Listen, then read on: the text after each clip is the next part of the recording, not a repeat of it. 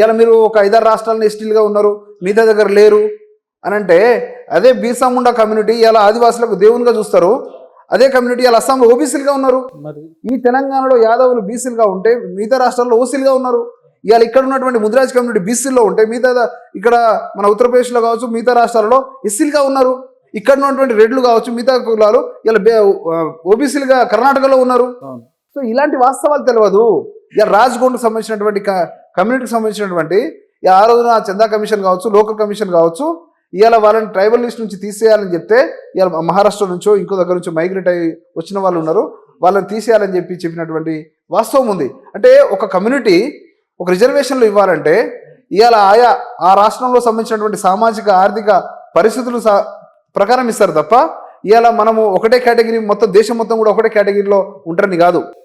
So ఆయా రాష్ట్రాల్లో ఆయా పరిస్థితుల ప్రకారం ఏదైతే కేంద్రం వెసులుబాటు ఇస్తుందో ఆ కేటగిరీలో పెట్టడానికి అవకాశం ఉంటుంది. కానీ వీళ్ళు ఏమంటారంటే గిరిజన జాతికి అసలు వీళ్ళు వలస వచ్చిన జాతి ఇది కాబట్టి ఇందిరాగాంధీ ఆనాడు ఉన్న టర్మ్లో వీళ్ళను జీవోలో ప్రత్యేకంగా వీళ్ళ కోసం ఒక జీవో ఇంప్లిమెంట్ చేసి అందులో చేర్చడం జరిగింది తప్ప వీళ్ళకంటూ చరిత్రలు కానీ సంస్కృతులు ఏం లేవు అనేటట్టు ప్రొజెక్ట్ చేస్తున్నారు. ఉపేంద్ర గారు, ఒక గిరిజనులుగా ఒక తెగ గుర్తించడానికి ఈరోజు ప్రత్యేక ఆవాసాలు ఉండాలి.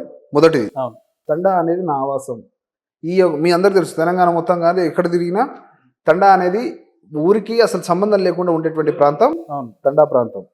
అదేవిధంగా అక్కడ ఉన్నటువంటి రాజకీయ వ్యవస్థ కావచ్చు, న్యాయ కారోబార్ అనే వ్యవస్థ కావచ్చు. వాస్తవానికి 10 సంవత్సరాల కింద అసలు ఒక్క పోలీస్ స్టేషన్లో తండా నుంచి ఒక కంప్లైంట్ పోదండి. ఈ మధ్య కాలంలో రాష్ట్రం ఏర్పడకపోతున్నాయి కానీ అసలు ఇంతకుముందు అలాంటి వ్యవస్థ లేదు. ఏది ఉన్నా కానీ అక్కడ తండా పెద్ద మనుషులు దాన్ని సాల్వ్ చేసేటువంటి ఒక న్యాయపరమైనటువంటి పరిపాలన విధానం కూడా ఈ తండాలో ఉంది. అదే విధంగా ప్రత్యేక వేషధారణ, నా వేషధారణ, నా జాతి వేషధారణ ఎక్కడైనా ఇంకో దగ్గర ఉందంటే చూపించండి. నా భాష, నేను మాట్లాడే భాష ఇంకెక్కడైనా మాట్లాడతారా? నా పండుగలు మేము చేసుకున్నటువంటి తీజ్ కావచ్చు, ఇలా శీతలా భవని కావచ్చు, సేవలాల్ మహారాజ్ కావచ్చు, మిగతా పండుగలు ఏవైతే ఉన్నాయో ఇంకా తులజాభవని కావచ్చు, మిరమయాడి కావచ్చు, ఇలాంటి మా భవాని మాతల్ని మేము కొలుచుకునేటువంటి పూజా విధానం కావచ్చు, ఇవాళ ఇంకెక్కడన్నా జరుగుతాయా? ఇంకెవరైనా చేస్తారా? ప్రకృతి ఆరాధకులం కదా. ఇవాళ తీజు ఇవాళ ప్రకృతిని ఆరాధించేటువంటి పండుగ. ఇవాళ శీతల రాయిని మొక్కినటువంటి ఇది, పశువుల్ని కడిగి వాటిని మొక్కినటువంటి జాతి ఇవాళ గిరిజన జాతిగా మేము ఉంటే ఇవాళ కాదని చెప్పడానికి ఏంది? ఇవన్నీ మేము చెప్పినటువంటి ఇంకెక్కడన్నా చేస్తారా? ఇవన్నీ ఎక్కడ చేయరు. సో ఇవి కదా, ఇవన్నీ తెలియకుండా ఇవాళ ఒక ఇన్స్టాగ్రామ్లో నేను మొన్న ఒక ప్రెస్ మీట్లో మాట్లాడితే ఇవాళ మా సోదరులు ఆదివాసి సోదరులు అని చెప్పి ఇలా కొంతమంది ఇష్టం ఉన్నట్టు కామెంట్లు పెడుతుంటే బాధేస్తూ ఉన్నదండి. తెలియకుండా వాస్తవాలు తెలియకుండా అనవసరంగా ఎవరో రెచ్చిపోయి ఇవాళ మనకు రావాల్సినటువంటి వాటి కోసం మనం కొట్లాడదాం. రాజ్యాంగ పరంగా ప్రభుత్వ పరంగా మనకు కావాల్సినటువంటి వాటి కోసం మేము కొట్లాడతాం. ఇవాళ ట్రైబల్ యూనివర్సిటీ కోసము ఈ రాష్ట్రంలో 2014లో ఏపీ రీఆర్గనైజేషన్ యాక్ట్లో పెడితే ఇవాళ మర్చిపోయినటువంటి చాలామంది ఇవాళ ఆ రోజున ఢిల్లీకి పోయి కొట్లాడి ఇవాళ అదే ములుగు ప్రాంతంలో 300 ఎకరాలు మొట్టమొదటి ప్రెస్ మీట్ కూడా ములుగులో అదే ప్రాంతంలో ఫౌండేషన్ వేసిన దగ్గర పోయి పెట్టేసి ఇవాళ సాధించే వరకు దాన్ని కొట్లాడినాం. ఇవాళ అదే ప్రాంతంలో ట్రైబల్ యూనివర్సిటీ పెడుతున్నారు. ఇవాళ దానికోసం కొట్లాడదాం. ఆ రోజున ఇంకో డిమాండ్ పెట్టినాం, 4 ఐటీడీఏ ప్రాంతాలలో 4 ట్రైబల్ రీసెర్చ్ సెంటర్లు పెట్టండి. ఇవాళ అమరాబాద్ కావచ్చు, ఏటూరు నాగారం కావచ్చు, భద్రాచలం కావచ్చు, ఉట్నూరు కావచ్చు, అక్కడ ట్రైబల్ జీవితాలు ఉన్నాయి. వాటికి సంబంధించినటువంటి రేపు అంతరించేటువంటి పరిస్థితి ఉంటుంది. ఇలా రాసే పరిస్థితి లేదు, వాళ్ళకు ఒక భాష లేదు, లిపి లేదు. ఇలా వాళ్ళు ఇక్కడ రాసుకోవాలంటే ఇబ్బంది అవుతుంది. వాళ్ళకు ఎడ్యుకేషన్ రావాలి. దానికోసం ట్రైబల్ రీసెర్చ్ సెంటర్లో ఐటీడీఏ ప్రాంతాల్లో పెట్టమని ఆ రోజున మేము డిమాండ్ చేసినాం. దానికోసం కదా నిలబడాలి. ఇలా చెంచుల పరిస్థితి ఏంది? ఇవాళ తోటి కానీ అందు కానీ ఇవాళ ప్రధాన్ కానీ ఇవాళ కొంతమంది ఇప్పుడు వాళ్ళ జీవితాల గురించి ఎవరు మాట్లాడాలి? అది మనము అంటే మీరు పనిచేసే మీరు నడిపే సంఘంలో కూడా గోండ్లు కోయలు చెంచులు ఉన్నారు కదా మీ దాంట్లో. సోదరులు ఉన్నారు, ఎరకలు ఉన్నారు, గోండు ఉన్నారు, కోయ ఉన్నారు, అందరిని కలుపుకొని కొట్లాడినాం. ఇలా ట్రైబల్ రిజర్వేషన్ కోసము గత ప్రభుత్వంలో 6 నుంచి 10% కోసము ఆమరణ నిరాహార దీక్ష సైతం చేసినాం కదా. ఆ రిజర్వేషన్ ఫలాలు వచ్చినప్పుడు వీళ్ళందరికీ అందుతున్నాయి కదా. మరి ఎందుకు మనం ఎక్కడైతే కొట్లాడాలనో ఏదైతే మనకు అవసరమో దాని మీద కాకుండా అనవసరమైనటువంటి విషయాలు రావడం వల్ల, విద్వేషాలు రెచ్చగొట్టడం వల్ల ఇలా మనకి ఇబ్బంది. ఇంకెవరో చూసి దాన్ని నవ్వుకుంటారు తప్ప ఇలా మన జీవితాలు రేపు పొద్దున వచ్చి బాగు చేసేవాడు ఎవడు లేడు. కాబట్టి అదే చెప్తా ఉన్నాం సోదరులకి, ఇలా అనవసరంగా మనం ఏదో రెచ్చిపోయి ఇంకేదో అవకాశాలు ఇంకోరికి ఇవ్వడం కంటే ఇలా మనకు రావాల్సినటువంటి రాజ్యాంగం ప్రకారం ఇలా జీవో నెంబర్ 3 పోయిందండి. అదే ఏజెన్సీ ప్రాంతాల్లో 100% గిరిజనులకి ఇలా అవకాశాలు, ఉపాధి అవకాశాలు ఉన్నటువంటి జియోని ఇలా సుప్రీంకోర్టు మీద కొట్టేసింది. దాని మీద కలిసి కొట్లాడదాం, రేపు కేంద్ర ప్రభుత్వం మీద కొట్లాడదాము, ఇక రాష్ట్ర ప్రభుత్వం మీద కొట్లాడదాము. ఇవాళ దానికోసం కొట్లాడితే కదా మన బిడ్డలకు రేపు అక్కడ ఉపాధి వచ్చే అవకాశాలు ఉంటాయి. గిరిజనుల్ని వ్యతిరేకించే ఒక వర్గం ఏమంటది అని అంటే, మాకు రావాల్సిన రాజకీయ అవకాశాలు కానీ, విద్యా అవకాశాలు కానీ, ఉద్యోగ అవకాశాలన్నీ కూడా గిరిజనులే తీసుకుపోతున్నారు, మాకు ఇంకా రావట్లేదు, ఇంకా మేము ఏజెన్సీ ప్రాంతాల్లోనే ఉంటున్నాం, మా జీవితాల్లో ఎలాంటి మార్పు లేదు, అభివృద్ధి లేదు, కాబట్టి వీళ్ళని తొలగించాలి అంటారు. అయితే ఇక్కడ మనం అర్థం చేసుకోవాల్సింది ఏంటంటే, ఇప్పుడు 10% రిజర్వేషన్ ఉంది ఈ రాష్ట్రంలో. 10%లో దాదాపు 7.5% లంబాడీలే ఉన్నారు ఓకే పాపులేషన్ పరంగా. సో 2.5%, 3% వరకు వాళ్ళు ఉంటారు. సో 7 ఒక దగ్గర నిలబడి, 3 ఒక దగ్గర నిలబడి ఆటోమేటిక్గా 7 ఎక్కువ కనబడతారు. వాళ్ళకి మెజారిటీ ఉంటుంది. కనబడేటప్పుడు, కళ్ళకు కనబడేటప్పుడు కూడా ఆటోమేటిక్ కనిపిస్తారు. సో ఇక్కడ మేజర్ పాపులేషన్ ఉండడం వల్ల ఇలా వాళ్ళకి ఎక్కువ కనిపిస్తుండేమో, కానీ నిజంగా అదే 7.5%లో దాదాపు 1.5% మాత్రమే కొంత చదువుకున్నారు తప్ప, ఇలా ఎన్ని తండాలలో మనం లెక్కలు తీద్దాం.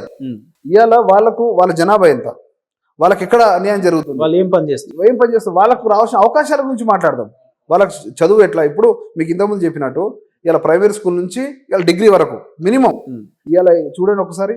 ఇంకో విషయం ఏంటంటే, ఇదే ట్రైబల్ ప్రాంతంలో ఖమ్మం కావచ్చు, ఆదిలాబాద్ కావచ్చు, మేజర్ ట్రైబల్ పాపులేషన్ ఉన్నటువంటి జిల్లాలు 2, కానీ ఒక్క గవర్నమెంట్ యూనివర్సిటీ లేదండి. స్టేట్ యూనివర్సిటీ ఒక్కటి లేదు. మరి ఎందుకు మనం అడగవద్దు? ఒక యూనివర్సిటీ మనకు ఎందుకు రావద్దు? మన ప్రాంతంలో మన దగ్గర ఎందుకు గవర్నమెంట్ డిగ్రీ కాలేజీలు ఉండదు, గురుకులాలు ఉండదు, ఇవాళ ఏకలవ్య పాఠశాల ఉండదు, నవోదయాలు ఎందుకు ఉండదు, ఇవాళ మనకెందుకు స్కూల్స్ ఉండొద్దు, మనకెందుకు ప్రైమరీ హెల్త్ సెంటర్? ఇవాళ మనం చాలాసార్లు వర్షాలు పడ్డప్పుడు పేపర్లలో చూస్తాం, చాలా బాధేస్తూ ఉంటుంది. ఇవాళ కడుపుతున్నటువంటి ఒక ఆడబిడ్డని ఇవాళ వాళ్ళ సోదరులు వాళ్ళందరూ కూడా మంచం మీద భుజాలు వేసుకొని వాగులు వంకలు దాటుతూ హాస్పిటల్ తీసుకెళ్లాల్సిన పరిస్థితి వచ్చింది. ఇంకా దుస్థితిలో 70 సంవత్సరాల స్వతంత్ర భారతదేశంలో నా బిడ్డకి, నా ఆడబిడ్డకి అదే బాధ ఎందుకు ఉండాలి? దానికోసం కదా మనం అడగాల్సింది, నిలబడాల్సింది, కొట్లాడాల్సింది. అది పక్కన పెట్టి మనం ఏం మాట్లాడుతున్నాం ఈరోజు? ఇవాళ మనకు అక్కడ విద్యుత్ సౌకర్యం సరిగా లేకుండా ఎవరైనా బయటికి వెళ్తే, ఇవాళ చీకటి రాత్రిపూట బయటికి వెళ్తే ఇలా పాములు, తేళ్లు కలిసి ఇలా చనిపోతున్న పరిస్థితి. దాని గురించి ఏదో మనం మాట్లాడాలి. మన బిడ్డలకు చదువు ఎట్లా కావాలని మాట్లాడాలి, అక్కడ ఉపాధి అవకాశాలు ఎట్లా కావాలని మాట్లాడాలి, అక్కడ ఇవాళ కంపెనీలు ఎట్లా రావాలని మాట్లాడాలి. దానికోసం మనం మాట్లాడకుండా ఇవాళ అనవసరమైనటువంటి విషయాలు తీసుకొచ్చి మరొకసారి మనోభావాల్ని కానీ ఆత్మగౌరవాన్ని దెబ్బతీసేటువంటి ప్రక్రియ కొంతమంది చేస్తూ ఉన్నారు. ఖచ్చితంగా మా సోదరులకు ఎలాంటిది అది లేదు, మాకు తెలుసు. ఎందుకంటే మేము చాలాసార్లు చాలా మందితో ఈరోజు కలివిడిగా ఉన్నాం, మాట్లాడుతున్నాం, చేస్తున్నాం. ఇలా ఆ ప్రాంతంలో ఉండేటువంటి వాళ్ళు చాలామంది మాకు చెప్తా ఉన్నారు, మేము అందరం అన్నదమ్ములు లెక్క ఉంటాము, ఇలా చాలా ప్రతి దగ్గరలో కలిసి మేమందరం ఉంటామని చెప్తా ఉన్నారు మాట్లాడుతుంటే. కానీ కొంతమంది స్వార్థ రాజకీయాల కోసం వాడుకుంటామంటే మాత్రం ఖబర్దారు. అనవసరంగా మొత్తం కొంతమంది కుహాన మేధావులు, కొంతమంది రాజకీయ పార్టీ నాయకులు కావాలని చేస్తూ ఉన్నారు. వాళ్ళు కనుక మాకు తెలిసినప్పుడు మాత్రం మేము ఏ విధంగా వాళ్ళకి జవాబు చెప్పాలో ఆ విధంగా జవాబు మాత్రం చెప్తాం. డెఫినెట్ గా శరత్ నాయక్ గారు, మీరు ఇందాక చెప్తుంటే నా కళ్ళల్లో నీళ్ళు వస్తున్నాయి. ఎందుకంటే నేను కూడా మీ ఆర్గనైజేషన్లో మీతో పాటు విద్యార్థి ఉద్యమాల్లో కలిసి తిరిగినాం కాబట్టి, ఇప్పటి వరకు ఎక్కువ 80% మంది మన పల్లెలలో, మన తండాలలో ట్రైన్ అంటే ఏందో తెలియదు, చక్కగా ఒక బస్ అంటే ఏందో తెలియదు, లేదంటే ఒక బైక్ అంటే ఏందో తెలియదు, ఒక ఆటో అంటే ఏందో తెలియని పరిస్థితులలో కూడా ఉన్నారు. ఎవరైతే మా జాతి కోసం మేము పనిచేస్తున్నాం అని అంటున్న నాయకులు మనకు రావాల్సిన హక్కుల గురించి మాట్లాడాల్సింది పోయి, లేదు మనలో మనమే ఈ రకంగా ఈ ఘర్షణలు ప్రేరేపించేలాగా మాట్లాడడం, దీన్ని ఎట్లా చూస్తారు, ఏం చెప్తారు మీరు? ఎందుకంటే మీరు రాష్ట్రం అంతటా మీ ఆర్గనైజేషన్ ద్వారా మీరు తిరిగిన సందర్భాలు ఉన్నాయి, పరిస్థితులు ఏందో మీకు తెలుసు, అందుకు అడుగుతున్నాం. వాస్తవానికి ఇలా రాష్ట్రంలో అటు అమరాబాద్ చెంచుల నుంచి మొదలు పెడితే ఆదిలాబాదు, భద్రాచలం, ఏటూరు నాగారం, ఇటు భైంస వరకు మొత్తం గిరిజన ప్రాంతాల్లో చాలాసార్లు తిరగడం జరిగింది, చూడడం జరిగింది. వాళ్ళ యొక్క జీవన విధానం కావచ్చు, జీవన పరిస్థితులు కావచ్చు. ముఖ్యంగా తాగునీరు, వాళ్ళకి అక్కడ ఏదైతే డ్రింకింగ్ వాటర్ కూడా సరిగా ఎవరికైనా నీళ్ళు కావాలన్నా కానీ 3-4 కిలోమీటర్లు వెళ్ళి తెచ్చుకునేటువంటి పరిస్థితి ఇంకా ఉన్నది. రోడ్లు లేని పరిస్థితి, ట్రాన్స్పోర్టేషన్ లేదు. ఇలా ఒక బస్సు గుడంకి పోయే పరిస్థితి లేదు ఇప్పటి వరకు. అంటే మనం ఏ స్థితిలో ఉన్నాం? మనకు రావాల్సింది ఏంది? ఇలా ఒక ట్రాన్స్పోర్టేషన్ ఉండడం వల్ల పిల్లలు చదువుకోవడానికి కావచ్చు, ఇలా వ్యాపారాలు, చిన్న చిన్న వ్యాపారాలు చేసుకోవడానికి కావచ్చు, లేకుంటే మనం పండించింది ఇంకో దగ్గర అమ్ముకోవడానికి కావచ్చు, లేకుంటే ఒక హాస్పిటల్కి కావచ్చు, ఇంకేదైనా అవసరానికి ఇలా ట్రాన్స్పోర్టేషన్ అవసరం. అక్కడ కనీసమైనటువంటి రోడ్డు లాంటి ఒక మౌలిక సదుపాయాలు లేని పరిస్థితి. ఇలా ఒక ప్రైమరీ హెల్త్ సెంటర్లో ఒక డాక్టర్ ఉండి, ఒక 2 నర్సులు ఉండి, 4 ట్యాబ్లెట్లు జ్వరం వస్తేనో ఇంకోటి చిన్నది వస్తే కూడా చూడలేని పరిస్థితులు ఇవాళ ప్రైమరీ హెల్త్ సెంటర్ లేవు. ఇలా మన పశువులకు సంబంధించి వాటికి వ్యాధులు వచ్చినా, ఇంకేదైనా జరిగినా కానీ ఇలా ఒక వెటనరీ హెల్త్ సెంటర్ లాంటివి ఈరోజు లేని పరిస్థితి. అదేవిధంగా స్కూల్స్ సంబంధించి ఇలా చాలా బాధేస్తూ ఉన్నది. ఇప్పటి వరకు కూడా తండాలలో కావచ్చు, గూడాలలో కావచ్చు చూస్తే ఒక చిన్న చిన్న రూములు ఉంటాయి, నీరు వర్షం పడుతుంటే కూరుతుంటుంది, ఇవాళ సరిగా బోర్డు ఉండదు, చాక్పీస్ ఉండదు, టీచరు ఎప్పుడు వస్తాడో ఎప్పుడు పోతాడో తెలియదు. అలాంటి స్థితిలో మనం ఉన్నాం. దానికోసం కొట్లాడదాం. ఇవాళ మనకు రావాల్సింది ఇది, మన జీవితాన్ని మార్చేది ఆ రాజ్యాంగము, ఈ చదువు ఒకటే అని చెప్పి కూడా మీ అందరు కూడా తెలియజేస్తా ఉన్నాను. ఇలా లంబాడి బిడ్డలు కావచ్చు, బంజారా బిడ్డలు కావచ్చు, అదేవిధంగా మిగతా తెగల బిడ్డలు, కోయ, గోండు, తోటి, ప్రధాన్, రాజగోండు, నాయక్పూర్, ప్రతి ఒక్కరు కూడా మేము రిక్వెస్ట్ చేస్తా ఉన్నాం. ఇలా మనం దానికోసం కొట్లాడదాం. మనకు రావాల్సినటువంటి ఎస్సీ ఎస్టీ సప్లాన్ రావాల్సిన నిధులు ఏ విధంగా ఎక్కడ ఖర్చు పెడుతారో అడుగుదాం. అవును. అదేవిధంగా మన ఖమ్మంకి, ఆదిలాబాద్కి ఒక స్టేట్ యూనివర్సిటీ వచ్చేటట్టు కొట్లాడదాం. ట్రైబల్ రీసెర్చ్ సెంటర్లు పెట్టే విధంగా కొట్లాడదాము. ఇలా ఐటీడీఎల్ మొత్తం నిర్వీర్యమవుతున్న పరిస్థితి. ఇలా 4 ఐటీడీఎల్లో ఇలా ఫండ్స్ ఎక్కడ వస్తున్నాయి, ఎక్కడ పోతున్నాయి, ఎవరి కోసం ఖర్చు పెడుతున్నారో తెలియని పరిస్థితి, మొత్తం జీరో అయిపోతున్న పరిస్థితి. ఇక ఐటీడీఏ ప్రాంతాల్లో అభివృద్ధి కోసం కొట్లాడదాము, ఇలా ఫండ్స్ కోసం కొట్లాడదాం. నిధులు ఎక్కడి నుంచి రావాలి, ఏ ప్రభుత్వాలు ఇవ్వాలి, దానికోసం కొట్లాడి నిలబడి ఇలా మనం మన యొక్క విధానాన్ని మార్చుకోవడం కోసం రావాలని చెప్తా ఉన్నాను. అదేవిధంగా మినిమం కరెంట్ లేని పరిస్థితి. ఇలా ఒక టవర్ ఉండదు, ఫోన్ మాట్లాడాలి, ఇంకేదైనా సమాచారం తీసుకోవడానికి పరిస్థితి ఇంకా తెలంగాణ ప్రాంతాల్లో, చాలా ప్రాంతాల్లో, ఏజెన్సీ ప్రాంతాల్లో ఉన్నాయి. ఇండ్లు కనీసం గవర్నమెంట్ ప్రతిసారి ఏదైతే సహాయం చేస్తుందో ఖచ్చితంగా 100% మేము రిక్వెస్ట్ చేస్తూ ఉన్నాం. ఏదైతే ప్రజెంట్ ఉన్నటువంటి రాష్ట్ర ప్రభుత్వాన్ని కూడా అడుగుతా ఉన్నాం. ఇవాళ 100% ఏజెన్సీ ప్రాంతాల్లో కావచ్చు, మిగతా తండా మైదాన ప్రాంతంలో ఉన్న గిరిజనులకి ఏదైతే ఆవాసం కూడా కనీసం లేదో వాళ్ళందరూ కూడా పూర్తి స్థాయిలో మీరు సహాయం చేయాలని కూడా కోరుతా ఉన్నాం. ఇంకోటి బ్రదర్, ఇక్కడ గమనించాల్సింది ఏంటంటే, ఎవరైతే ఈ స్వయం బాబురావు కావచ్చు, లేదంటే వెంకట్రావు అని చెప్పి, తెల్లం వెంకట్రావు అని చెప్పి, వీళ్ళు అసలు చాలా మందికి అసలు రిజర్వేషన్ అంటే ఏందో తెలియని పరిస్థితులలో కూడా వీళ్ళ కమ్యూనిటీలో కూడా ఉన్నాయి. గోండు కోయలలో ఉంది, అట్ ది సేమ్ టైం గిరిజనుల్లో కూడా ఉన్నారు. కేవలం వీళ్ళ వ్యక్తిగత స్వలాభం కోసమే చేస్తున్నారు అని కూడా అనుకోవచ్చా? ఇందులో భాగం అని అనుకోవచ్చా? 2-3 కొంతమంది. ఎస్, అయితే వీళ్ళు వెనుక కొంతమంది అయితే ఉన్నారు. సో వాళ్ళు అరే వీళ్ళు ఇంకా అదే ఎట్లనే ఉండాలని ఒక దుర్బుద్ధితో ఉన్నటువంటి వాళ్ళు కొంతమంది ఉన్నారు. కాబట్టి మేము కోరుతా ఉన్నాం, వాళ్ళు అలాంటి వాటిని మనం అర్థం చేసుకోవాలి. ఆ కుట్రల్ని మనం అర్థం చేసుకుంటే ఈ రోజు మన సమాజంలోకి వస్తుంది. అంటే వీళ్ళు కుట్రలు చేస్తే వాళ్ళకి వచ్చే లాభం ఏందంటున్నా? మీకు చెప్పినా కదా, గోదావరి పరివాహక ప్రాంతంలో ఉన్నటువంటి సహజ వనరులు కొంతమంది కండ్లు పడ్డాయి, కార్పొరేట్లు అయ్యి. సో ఆ డిస్టర్బెన్స్ అక్కడ ఉన్నటువంటి లంబాడీలు ప్రతిసారి అక్కడ అడ్డుకుంటూ చేస్తారు. కాబట్టి ఈ ఒక డిస్టర్బెన్స్ క్రియేట్ చేయాలి. సో దానికోసం చేస్తూ ఉన్నారు. సో మేమేమంటున్నాము, అది మన అడవి, మనం ఇన్ని సంవత్సరాలుగా 100,000 సంవత్సరాలు దాన్ని కాపాడుతూ ఉన్నాం. కొంతమంది దాని మీద కన్నేస్తూ ఉన్నారు. దాన్ని మనం అర్థం చేసుకోవాలి. మనకు రావాల్సినటువంటి అభివృద్ధి కోసం మనం కొట్లాడదామని చెప్పి మేము చెప్తా ఉన్నాం. దాన్ని అర్థం చేసుకోవాలి. సో ప్రతిసారి ఇలాంటి రావడం వల్ల చాలా మంది ఇబ్బంది పడతా ఉన్నారు. దయచేసి మా గిరిజన మిగతా తెగల ఆదివాసులకు ప్రతి ఒక్కరు కూడా దండం పెట్టి చెప్తున్నాం, ఇలాంటి వాటికి ఇంకోసారి మనం జరగకుండా మన సామరస్యంగా ఉందాం, కలిసి ఉందాం, శాంతియుతంగా ఉందాం, రాజ్యాంగపరంగా రావాల్సినటువంటి హక్కుల కోసం కొట్టాడదాం తప్ప ఇలా అనవసరమైనటువంటి రాజకీయాలకు మనం బలి కావద్దని కూడా కోరుతా ఉన్నాం. మనం చదువుకుందాం, పోటీ పడదాం. ఈ పోటీ ప్రపంచంలో మనం చదువు ఒక్కటే మార్గం కాబట్టి మనం కూడా కంపెనీలు పెట్టే స్థాయికి రావాలి. మన చదువుతోనే సాధ్యం కాబట్టి ఆ రకంగా మనం ముందుకెళ్ళి మనకు రావాల్సిన దానికోసం కొట్టాడడం. అదేవిధంగా ఏ అయితే అభివృద్ధి ఫలాలు ఉన్నాయో, పథకాలు ఉన్నాయో మనకు ఎట్లా రావాలి, ఈ రాష్ట్ర ప్రభుత్వం నుంచి కావచ్చు, కేంద్ర ప్రభుత్వాల నుంచి కావచ్చు, దానికోసం మనం కొట్లాడి మనం సాధించుకుందామని తెలియజేస్తా ఉన్నాం. అంటే ఇప్పుడు తప్పిదాలు ఎక్కడున్నాయంటారు శరత్ గారు? ఇప్పుడు 76 ఏళ్ల స్వతంత్ర దేశంలో ఇంకా గూడాల్లానే ఉన్నాయి, తాండాల్లానే ఉన్నాయి, చెంచుగూడాల్లానే ఉన్నాయి. అంటే ఇప్పటి వరకు మనకు అసలు ప్రభుత్వాలు ఏందో తెలియదు, పథకాలు ఏందో తెలియదు, ప్రభుత్వాలలో మన వ్యక్తులు లేరు అని అంటే, ఇంకా ఈ గిరిజన, కోయ, గోండు జాతులను మనం ఎట్లా అభివృద్ధి చేసే దిశగా పోవాలి, భవిష్యత్ కార్యాచరణలు ఎట్లా తీసుకుంటే ఈ 2 కులాలు కలిసి ఉంటాయి, ఎట్లా బాగుంటుంది?